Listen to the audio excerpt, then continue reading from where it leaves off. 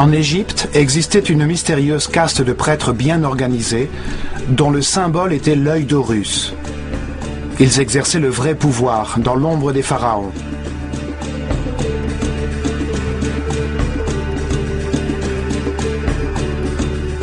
Ils descendaient de prêtres qui avaient survécu au cycle précédent de l'humanité. Ceux-là même qui avaient vu dans le déluge universel une chance de guider l'humanité vers une destinée plus haute et qui voulaient fonder une nouvelle société vouée à la perfection spirituelle.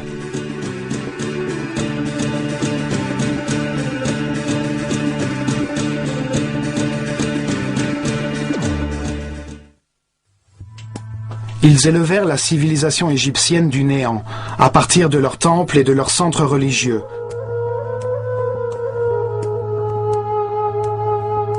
Dans les temples, ils concentraient le savoir, le pouvoir, la richesse matérielle et spirituelle.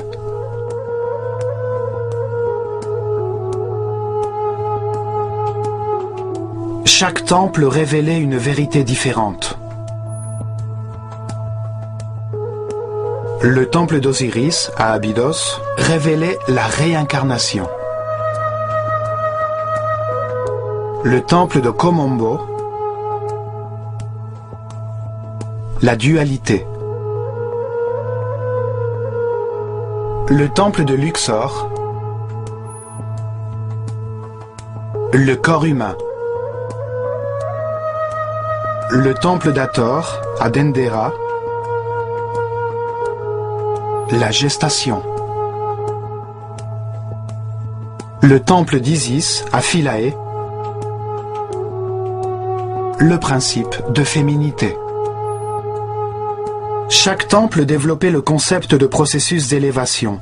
Le temple d'Horus, à Edfou, révélait l'existence de l'illumination.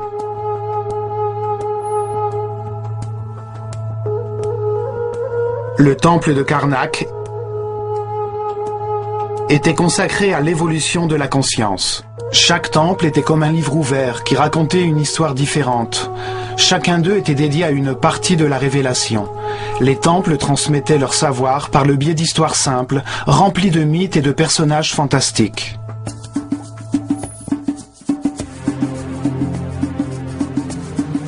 Ils révélaient la vérité par l'intermédiaire de ces histoires fabuleuses. Ces paraboles pleines d'enseignements, des mythes peuplés de personnages symboliques qui expliquent que la vie est partie intégrante du processus de perfectionnement. Chaque personnage représente une force qui façonne le caractère, qui induit un certain type de comportement et qui produit une action vitale menant à la perfection.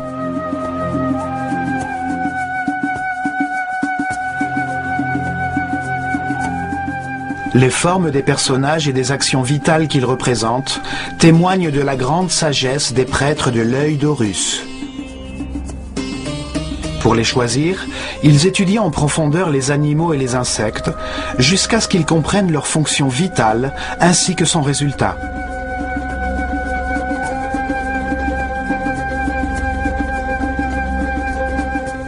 Ensuite, ils choisissaient l'animal qui représentait le mieux une action vitale et lui rajoutaient un corps d'homme dans un dessin très simple.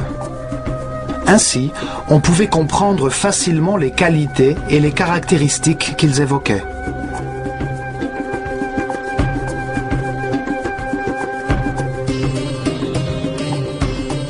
Un homme à tête de faucon est un être qui voit tout. Un oiseau qui vole évoque la liberté et la légèreté de l'esprit.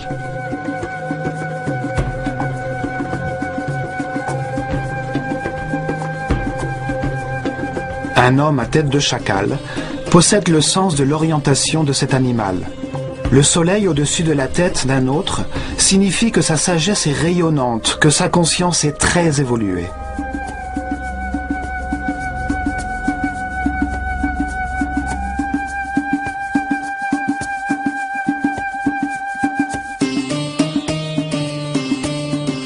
L'un de ces personnages symboliques s'appelait Osiris. C'est à Abydos, derrière de grands murs le protégeant de l'extérieur, que se trouve le temple qui raconte son histoire, un immense ensemble architectural où vivaient des milliers de personnes.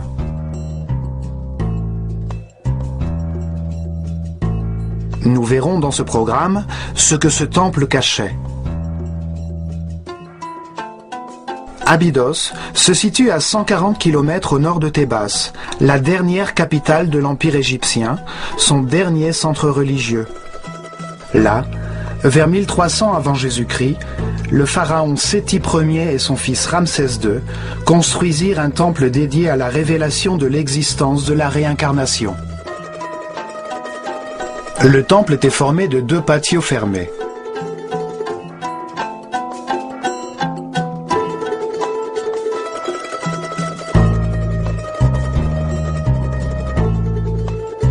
Deux énormes cours ornées de très hautes colonnes.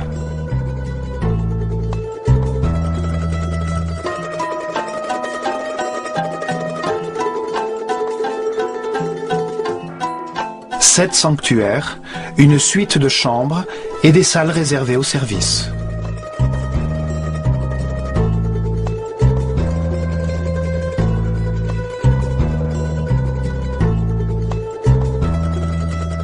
Osiris est le seigneur de la réincarnation.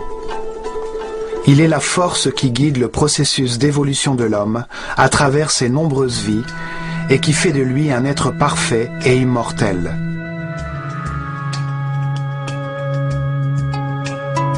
Dans ce temple, les prêtres de l'œil d'Horus enseignaient que la réincarnation est un processus d'évolution voulu par Dieu afin que l'homme puisse comprendre le sens de l'univers. Cette vérité s'enracine lentement dans la conscience au fil de nos vies, afin que l'ignorance de nos enfants devienne sagesse. Ce processus transforme des esprits innocents en des êtres expérimentés qui comprennent la raison de leur existence. La réincarnation fait d'un être lourd et rigide, pétri de peur, un être souple et aérien qui vibre sur la plus haute fréquence de l'amour.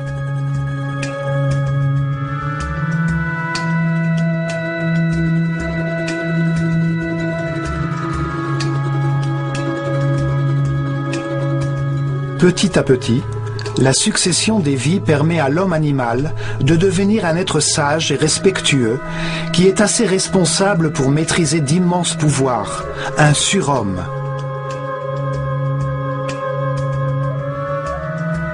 Le processus de perfection passe par l'école universelle des contrastes. Une réalité de facteurs opposés, polarisés et duaux. La lumière et les ténèbres, la matière et l'esprit, la souffrance et le bonheur. Le contraste permet de comparer 2 éléments antagonistes.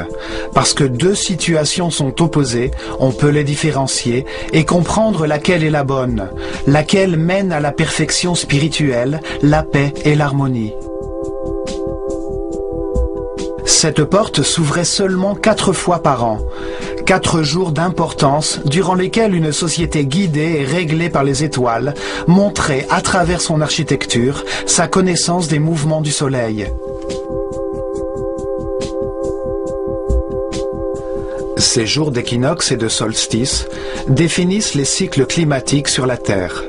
Les 4 coins du soleil montrent les changements de saison, la crue du Nil, les périodes de semences et de récolte. Le premier rayon du soleil entrait par la porte du temple, illuminant la barque dorée à l'intérieur du sanctuaire d'Amon-Ra.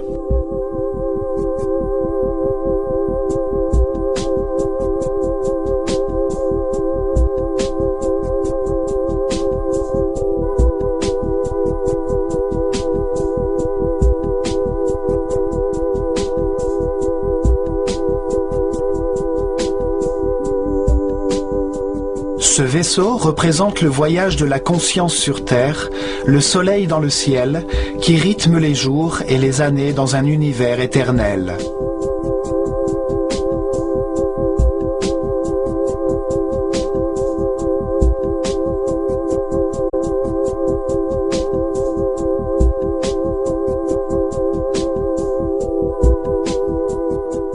Le peuple pouvait seulement entrer dans ces patios pour assister aux cérémonies qui se déroulaient au crépuscule et à l'aube, les jours de solstice et d'équinoxe, comme dans tous les temples d'Égypte. Le premier hall contenait des informations sur le temps et l'espace, les cycles zodiacaux qui ponctuent l'histoire, rythment les périodes fastes ou difficiles et engendrent les alternances nécessaires dans cet univers de contraste.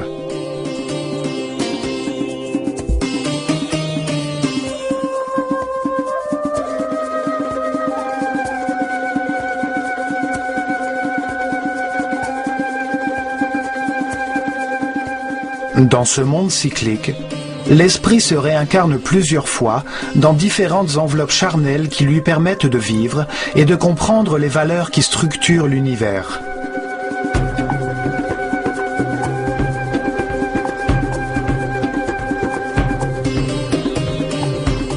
Dans chaque vie, il change de personnalité, de famille, de lieu et d'époque afin de connaître différentes destinées. Cet esprit brillant peut décider de ses actes dans toutes les situations qu'il est amené à connaître et analyser les résultats de sa conduite. C'est ainsi qu'il évolue, en prenant des millions de décisions et en jaugeant les résultats qu'il obtient. Curieusement, une de leurs gravures présente des symboles très étranges qui attirent l'attention en raison de leur ressemblance avec des hélicoptères ou des objets volants. Des milliers d'histoires ont été inventées à leur sujet.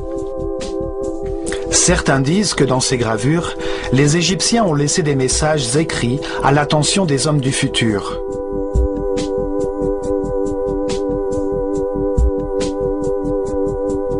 Que lorsque ces symboles seront compris par ceux qui visitent ce temple, cela marquera le début de la nouvelle ère du Verseau. L'humanité vivra alors la fin d'un cycle et connaîtra un changement transcendantal. 36 colonnes supportent le haut toit de la salle voisine dédiée à l'ordre universel devant les 7 chapelles qui forment le temple.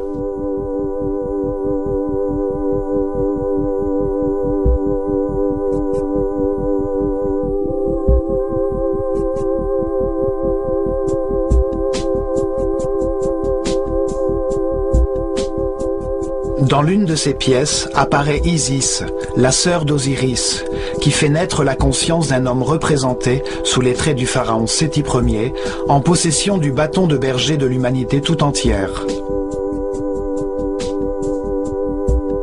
Elle donne un souffle de vie à cet instant divin où l'esprit s'incarne dans un corps, afin de découvrir les vérités de l'univers et comprendre les résultats de toutes les décisions de sa vie. Au cours de chaque vie, l'esprit habite un nouveau corps qui obéit à ses décisions et lui envoie continuellement des informations du monde extérieur par l'intermédiaire de ses sens et de ses terminaisons nerveuses. Vie après vie, l'homme connaît toutes sortes de situations qui le relient aux autres êtres. Il tire des leçons de ses difficultés et trace ainsi sa destinée.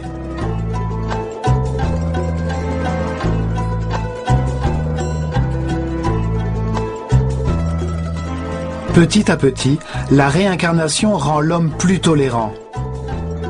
Il apprend à respecter les autres, à les accepter tels qu'ils sont, à s'adapter, car il comprend que tout le monde a une mission.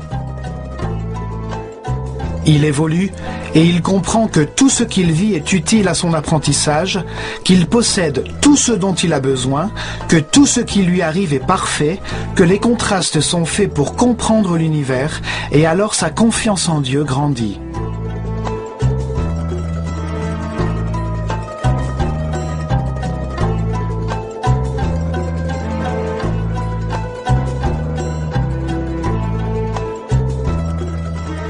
Sa souffrance devient paix, son intolérance devient respect, son agonie devient harmonie. Il trouve le bonheur et, ce faisant, il élève son énergie vitale, il accède à de nouveaux sens et à de nouveaux pouvoirs. Il devient un être invulnérable.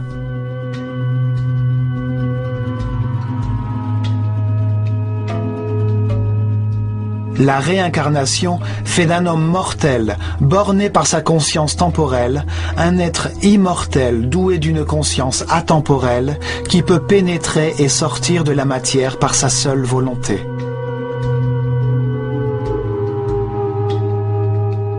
On vit plus d'une fois. La mort n'est qu'une porte vers d'autres circonstances de vie, vers une autre destinée. Chaque vie est une nouvelle leçon, une nouvelle étape dans le processus de perfection qui permet d'atteindre tôt ou tard l'immortalité par le respect et la paix intérieure. Les Égyptiens révélèrent que chaque esprit suit ce processus de perfection pendant un cycle cosmique, ce qui correspond à une rotation du système solaire autour du centre de la galaxie. Durant cette période de 25 920 années, la planète Terre traverse les 12 constellations, les étoiles qui forment les 12 signes zodiacaux dans le ciel.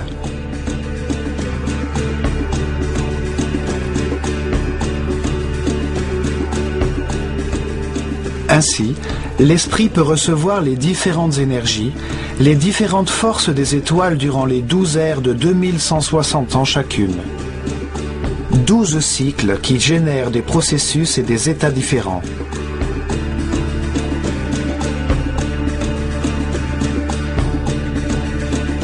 Durant ce cycle cosmique, l'esprit se réincarne 700 fois dans des corps, des lieux, des époques, des circonstances, des conditions et des personnalités différentes. Au cours de ces vies, il s'élève du 1er au 7e niveau de conscience.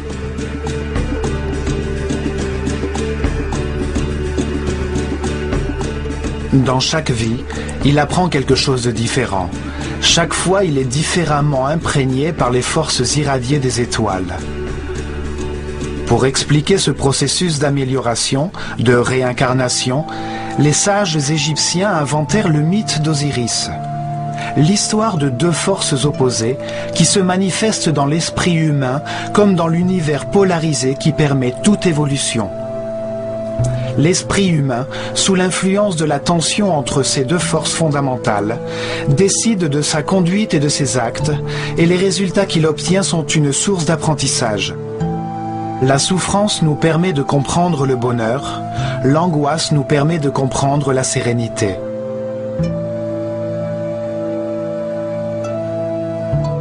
Le mythe raconte l'histoire de deux personnages fantastiques, de deux frères, qui forment naturellement une paire. De ce fait, ils représentent deux forces opposées, la lumière et les ténèbres.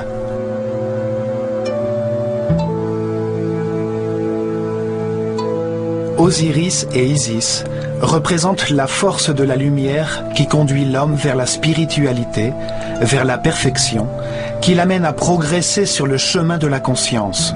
Ils sont les moteurs de la réincarnation. Seth et Nephthys représentent la force des ténèbres, qui ramène l'homme vers la matérialité, vers les plaisirs sensoriels, vers la densité de l'inconscience, vers l'immobilité de l'ignorance.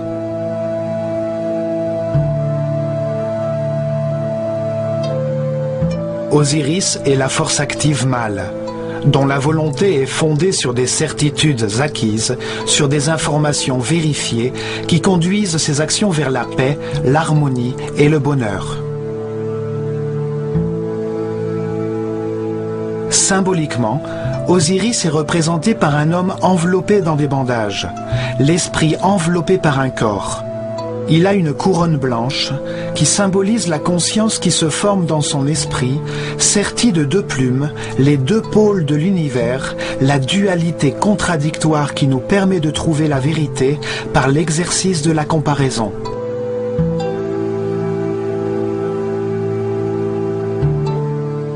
Dans sa main gauche, il porte un bâton de berger, la force qui guide le troupeau humain sur le chemin de la transformation cyclique. Dans sa main droite, il porte le fléau qui lui permet de séparer les bons des mauvais grains. Comme chaque décision, chaque récolte peut être mauvaise. En séparant les bons des mauvais grains, Osiris permet l'acquisition de la conscience qui permet de comprendre et d'atteindre la perfection.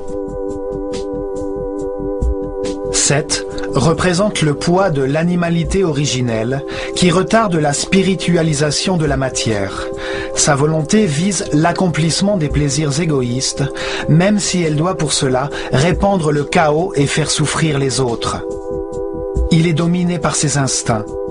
Dans cette confrontation, ces deux forces actives et masculines sont secondées par les forces féminines et passives de leur partenaire naturel. Isis insuffle dans le monde intérieur des émotions supérieures, des intuitions. Elle reçoit l'inspiration et produit des idées dans sa quête de l'adoration de Dieu, de l'extase.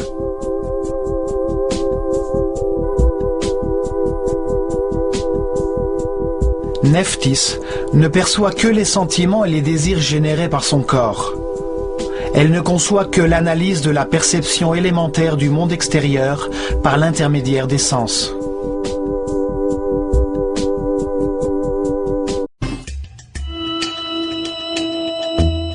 Au fond du salon de l'ordre universel se trouvent 7 sanctuaires qui constituent le centre du temple.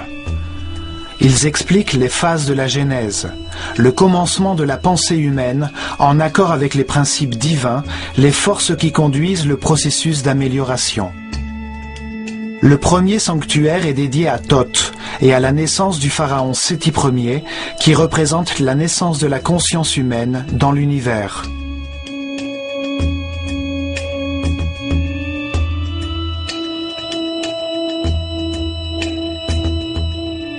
Dans la première de ces scènes symboliques, le grand prêtre de l'école d'Horus, recouvert d'une peau de jaguar, qui signifie le renoncement à la force originelle de l'animalité, préside la naissance du pharaon Séti Ier. La conscience qui participe à l'évolution de l'univers est née.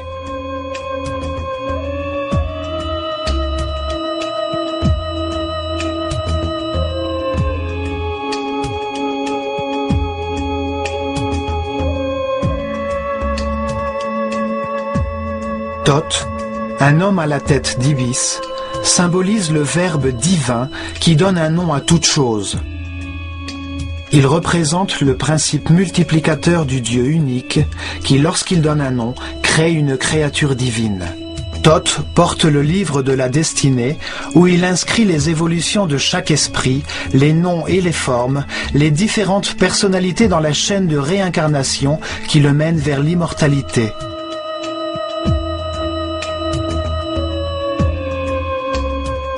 Chaque esprit reçoit un corps qui lui permet de vivre des expériences et un nom. En l'occurrence, il s'agit de Séti Ier, une personnalité temporaire de Pharaon déterminée par le lieu et les circonstances dans lesquelles il connaîtra un destin temporaire avant de poursuivre son chemin d'apprentissage. Thoth écrit le nom dans son livre à l'intérieur d'une boucle que l'on appelle cartouche égyptienne. Chaque tour de cette boucle est noué à sa base et représente l'une des vies temporelles d'un esprit éternel. Le nom est la vibration du mot divin qui donne forme au corps et définit la personnalité temporaire dans laquelle l'esprit s'est incarné. Nous avons un nouveau nom dans chacune de nos vies. C'est la leçon du jour, la destinée qui définit les circonstances nécessaires afin que nous puissions apprendre de nos vies. Thoth est le scribe du paradis. Il archive les leçons que l'esprit incarné apprendra dans le livre de sa destinée et au moment de sa mort ce qu'il a accompli. Puisqu'il est responsable des mots, il est l'inventeur du langage, de son écriture et de la matière intellectuelle qu'il contient, compare et analyse. Aux côtés de Thoth se trouve Séchat, avec sa couronne aux 7 pétales. 7 est le nombre du progrès. 7 est le nombre de niveaux de l'esprit humain. Elle écrit le nom du pharaon dans la matière, pour inaugurer le cycle temporel qu'il va vivre.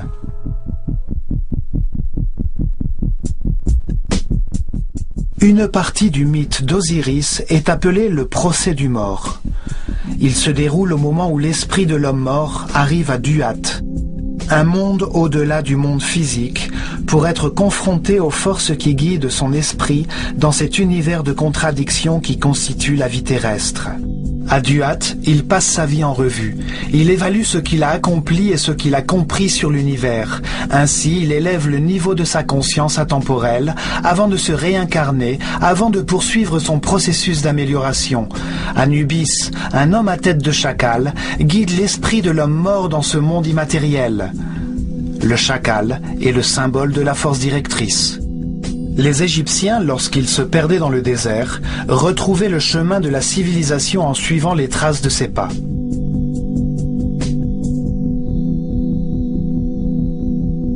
Anubis place le cœur de l'homme, qui contient tous ses sentiments, ses pensées et ses actions, sur un plateau de la balance de Maat, la déesse de la vérité et de la justice. Pour lui faire contrepoids, sur l'autre plateau se trouve la plume de la vérité. Si son cœur est plus léger que la plume, c'est qu'il a appris les bonnes leçons. Il est reçu par Thoth, l'homme à la tête d'Ibis. Il symbolise le Dieu unique qui multiplie les êtres de la création. Il apprécie le résultat de chacune des décisions de l'esprit défunt, il évalue son comportement dans chacune des situations difficiles de sa vie et détermine quelle est la leçon essentielle que son incarnation lui a apprise. Il écrit le livre du destin, les registres sakkasiques, qui retracent les transformations de chaque esprit dans le processus d'évolution, le nom qu'il a pris, la forme qu'il a adoptée, le lieu où il est né, les circonstances de sa vie et ce qu'il a accompli. Un personnage étrange, qui est un croisement entre plusieurs animaux, le regarde. Il représente les différentes formes dans lesquelles l'esprit s'est incarné, les différentes expressions de son animalité. Il incarne la force animale qui ramène l'esprit vers la matière, les passions, le désir et les sensations corporelles. C'est l'influence de Seth, le côté obscur de chaque être humain qui retarde son processus d'évolution.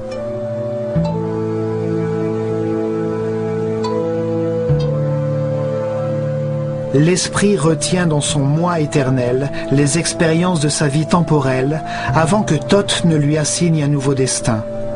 Une nouvelle leçon à apprendre, une nouvelle vie à vivre.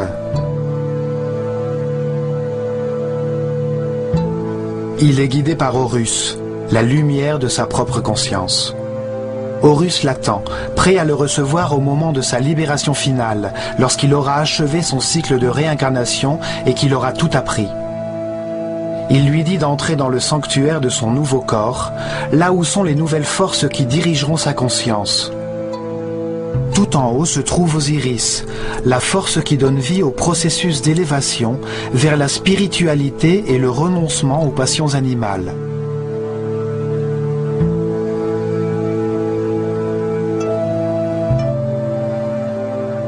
Il est accompagné par Isis et Nephthys, qui le relient aux sensations et aux émotions du corps qu'il habitera dans cette nouvelle vie, celui dans lequel il naîtra.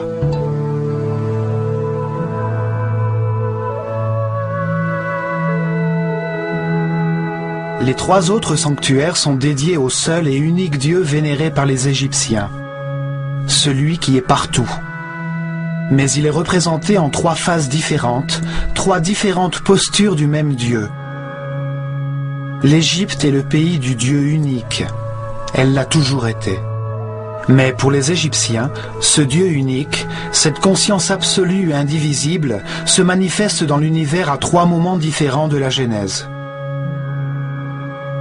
Les prêtres utilisaient trois noms différents pour symboliser ces trois phases de la création, afin de faciliter la compréhension de l'œuvre de Dieu. Dans la première phase de la création, avant la manifestation de l'univers, existait seulement le Dieu absolu, l'unité originelle qu'ils appelaient Atum-Ra.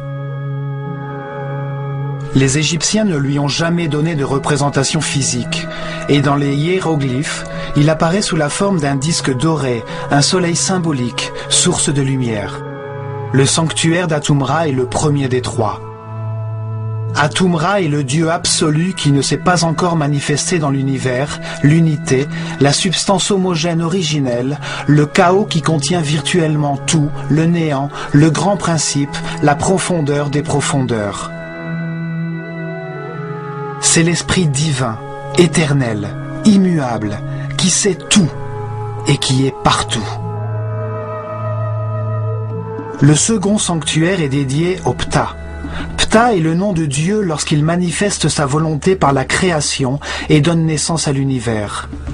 Dans cette deuxième phase, Dieu met en mouvement sa volonté, son énergie divine, pour donner vie à l'univers et créer la matière. Le Dieu créateur de l'univers était appelé Ptah-Ra. Il est représenté dans les Écritures saintes par un homme enveloppé dans des bandages et qui tient un bâton formé de 3 symboles.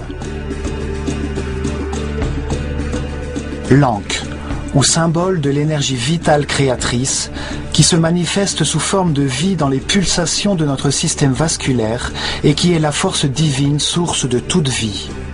Le Was, qui représente l'artère principale. Il symbolise le canal par lequel l'énergie circule dans tout le corps. Il a également la forme d'un bâton, comme celui que les Égyptiens utilisaient dans les champs pour chasser les serpents. Il contrôle le courant vital, le serpent énergétique, le Kundalini, qui monte le long de la colonne vertébrale. Le Djed, quant à lui, symbolise l'essieu de la croissance et du développement de tout être vivant, l'épine dorsale qui structure tous les êtres et qui façonne leurs différents corps. Le bâton de Ptah a donc une forte dimension symbolique qui renvoie à l'idée de l'énergie génératrice de vie.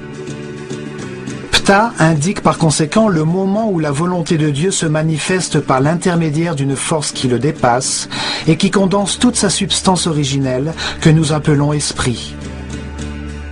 Ce mouvement engendre une force expansive contraire qui met l'univers en mouvement. Ces deux forces polaires opposées créent des moments d'équilibre qui laissent place au cosmos, aux planètes et à la nature. De nos jours, les scientifiques appellent ce moment le Big Bang. Ils appellent la force condensatrice la force centripète et le mouvement d'expansion qu'elle induit par réaction la force centrifuge. Depuis Einstein, il est admis que la matière est une forme d'énergie, une coagulation ou une condensation de lumière. L'esprit est considéré comme la substance originelle qui, en raison de sa nature propre, s'impose à lui-même une force condensatrice qui le comprime dans un volume, dans de la matière, dans une condensation de lumière. Ce faisant, il induit automatiquement une force opposée qui essaie de s'échapper de la forme dans laquelle elle est comprimée, donnant ainsi naissance au mouvement et au temps. La troisième et dernière phase de la création est lorsque Dieu crée l'homme à son image, en le dotant de la même capacité de création et de conscience que lui. Les Égyptiens l'appelaient Amon-Ra.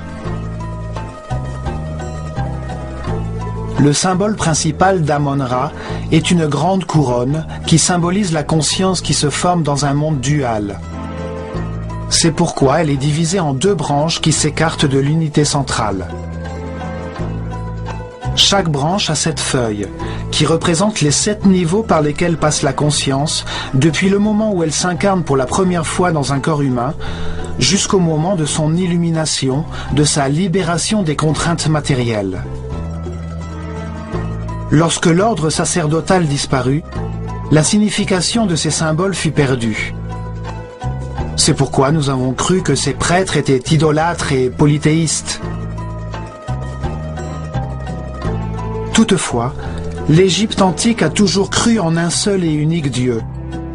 Il suffit de comprendre la signification de chaque symbole pour décrypter.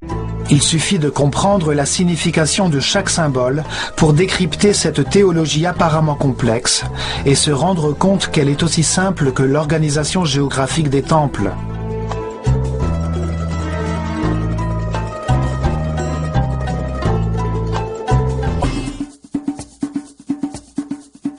Dans le temple d'Osiris, à Abydos, le Dieu unique des différentes phases de la création possède son propre sanctuaire. Le dernier sanctuaire est celui d'Amon. Il représente le moment où, au-dessus de l'univers, Dieu crée l'homme à son image, dans le but qu'il prenne conscience de lui-même. Le sanctuaire se trouve dans la chapelle centrale du temple, ce qui donne toute son importance au surgissement de la conscience dans l'univers.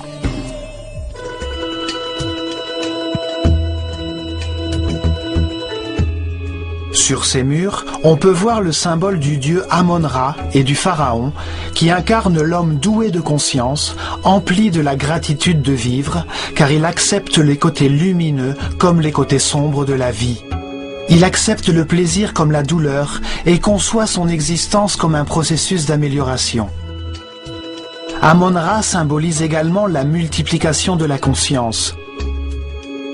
Il a un bâton à la hauteur de son nombril, d'où est sortie l'humanité. Il porte toujours un symbole sacré avec lui, la clé de la vie, l'Ankh, ou le canal de l'énergie, le Was. L'univers et son essence, l'homme, évoluent vers la conscience absolue. La destinée divine de l'homme est d'atteindre l'étape suivante dans son évolution pour arriver à un degré de spiritualité qui dépasse la raison. Le pharaon enveloppe Amon-Ra d'une cape transparente. Ce geste symbolise la manière dont l'homme donne une forme à Dieu, comment il le représente dans son esprit et comprend les raisons de son existence. Il pointe du doigt le troisième œil, qui est considéré par de nombreuses religions et de nombreux cultes comme la porte vers un autre monde. Amon-Ra reçoit une tasse en forme de cœur qui contient tout l'amour et la sagesse accumulés au cours de l'évolution humaine. Les trois autres chapelles sont dédiées, la première à Osiris, la deuxième à Isis et la troisième à leur fils, Horus.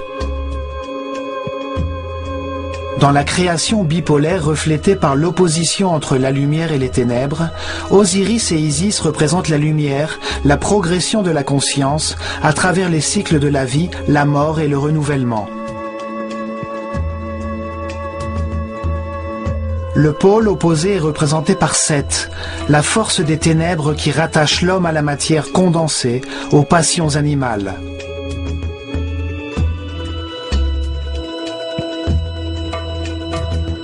Horus est né lorsque la lumière a vaincu les ténèbres. Il est le fils d'Osiris et d'Isis. Il représente le moment où chaque être spiritualise la matière et laisse son animalité originelle derrière lui pour devenir un être sans limite, conscient de toutes les vies qu'il a vécues. Osiris apparaît sur les murs de son sanctuaire avec différentes couronnes symboliques sur sa tête qui représentent les différents moments du processus d'amélioration, ainsi que les différentes étapes et les différents états qui y correspondent. Ce processus d'évolution se déroule de deux manières en même temps.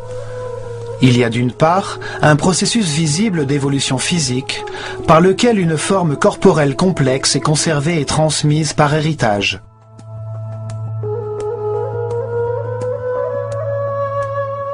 Il y a d'autre part un processus invisible d'évolution de l'esprit à travers la réincarnation vers des niveaux de conscience plus élevés jusqu'au moment où Horus naît à l'intérieur de chaque homme. Par ce processus de transformation de soi, l'homme renonce à son animalité originelle qui n'est plus que le poids mort de sa subconscience corporelle. Alors la lumière de la conscience illumine tout ce qui existe. Dans le sanctuaire d'Isis, on expliquait aux disciples l'existence d'un principe féminin qui était source de lumière. Son nom signifiait trône.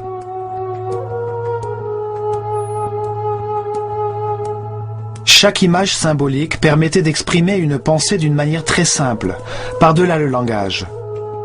D'après la philosophie ésotérique, chaque symbole a 7 clés. Isis est symbolisée par une femme qui a un vautour au-dessus de sa tête, sur laquelle sont placées des cornes de vache entourant un disque d'or.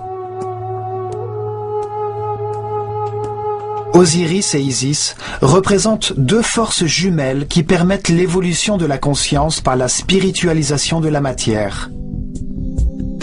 Dans leur histoire mythique, ils sont à la fois frères et sœurs et mari et femme.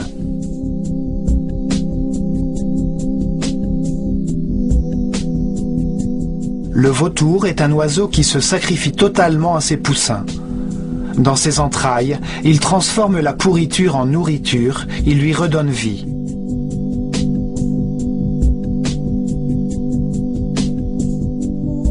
La vache évoque la nutrition. Ses cornes ont la forme de la lune, la mère de tous les cycles.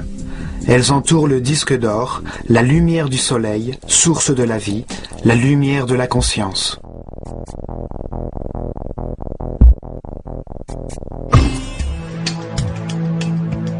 Selon le mythe, Osiris et Isis auraient dirigé l'Égypte.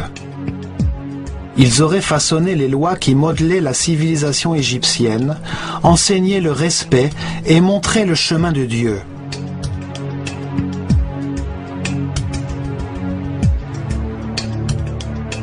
Après avoir accompli cela, Osiris se met à la recherche de nouvelles vérités et part en voyage, en laissant le royaume, symbole de l'esprit, dans les mains d'Isis, sa femme et sœur.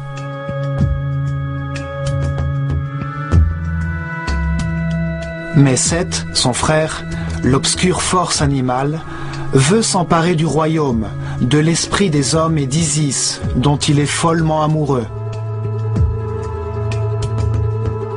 Lorsqu'Osiris revient, Seth, qui a comploté avec 72 autres nobles, l'invite à un banquet, durant lequel il apporte un superbe coffre en bois, construit aux dimensions exactes d'Osiris. Il déclare alors qu'il offrira à celui qui pourra entrer dedans. Un par un, les convives essayent, et lorsqu'Osiris s'allonge dedans, les conspirateurs referment le couvercle, le scellent avec du plomb et le jettent au Nil. Seth, qui représente le côté animal et passionné de chaque être, prend le contrôle de l'esprit humain et le cantonne aux sensations du corps et à ses désirs.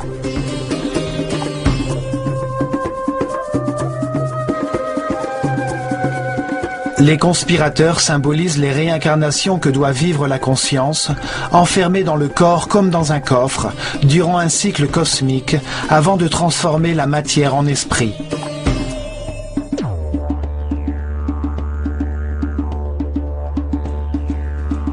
« 72 ans est le temps que met la Terre pour faire un degré de chacun des 30 arcs que forme chaque constellation de la voûte céleste.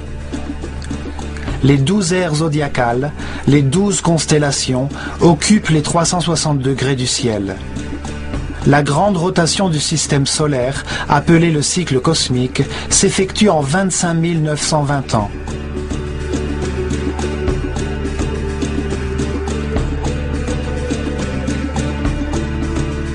Selon la légende, le coffre contenant Osiris échoua sur la côte du Liban, s'accrocha aux branches d'un tamarix et fut transformé en un bel arbre avec le corps d'Osiris à l'intérieur. Le seigneur des lieux vit ce magnifique arbre et le fit couper pour en faire une colonne de son palais sans savoir qu'Osiris était à l'intérieur. Après bien des aventures, Isis retrouva le corps de son mari et le ramena en Égypte. Mais lorsque Seth s'en aperçut, il décida de couper le corps d'Osiris en 14 morceaux et les répandit dans tout le pays. Cependant, Isis voyagea à travers l'Égypte et réussit à récupérer un à un 13 morceaux. Seul lui manqua le bâton d'Osiris qui, selon la légende, fut mangé par un poisson de la rivière. Cette anecdote symbolise le renoncement à la sexualité et à l'animalité originelle.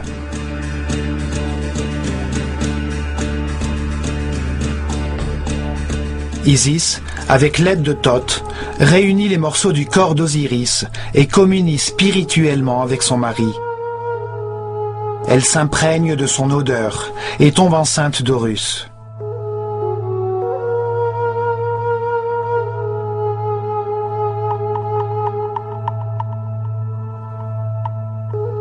Horus représente l'illumination qui se produit quand le cycle des réincarnations s'arrête, car l'esprit a atteint un niveau de sagesse suffisant pour ne plus jamais perdre la conscience de ses vies antérieures.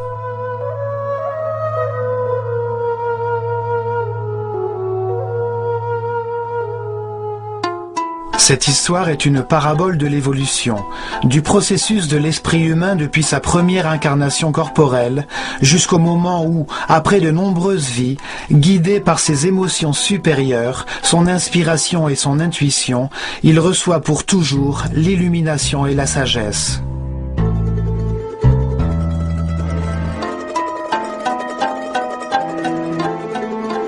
Le dernier sanctuaire du temple est celui d'Horus, la porte qui s'ouvre vers les étoiles. Horus représente le moment de la résurrection, de l'illumination et de l'immortalité. La fin des contraintes matérielles. Le moment à partir duquel l'homme a éternellement conscience de toutes les vies qu'il a vécues. Les Égyptiens nous révèlent que l'esprit humain, après de nombreuses vies, atteint un niveau de sagesse qui lui permet de comprendre la raison de son existence et le rend apte à connaître les forces fondamentales de l'univers. Cette compréhension, qui résulte des expériences de plusieurs vies, conduit l'homme vers l'harmonie. Arrivé à ce point de son évolution, il peut se libérer du cycle des réincarnations et des contingences de la matière.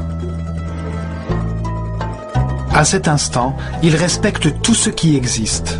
Il accepte que tout ce qui arrive dans ce monde est parfait et il demeure en paix et en harmonie. Il possède alors une grande quantité d'énergie vitale et il décide avec toute sa volonté de vouer son existence à la découverte de Dieu. Si, lorsqu'il atteint ce niveau, il décide de s'efforcer à atteindre la perfection, alors il ouvre la porte du chemin d'Horus, vers la transformation ultime qui met un terme au cycle des réincarnations. Horus représente le triomphe de la lumière sur les ténèbres, le contrôle sur l'animalité originelle, la fin des contraintes matérielles. L'ultime passage de l'ignorance à la sagesse, la porte dimensionnelle qui permet de s'élever dans la hiérarchie de l'univers.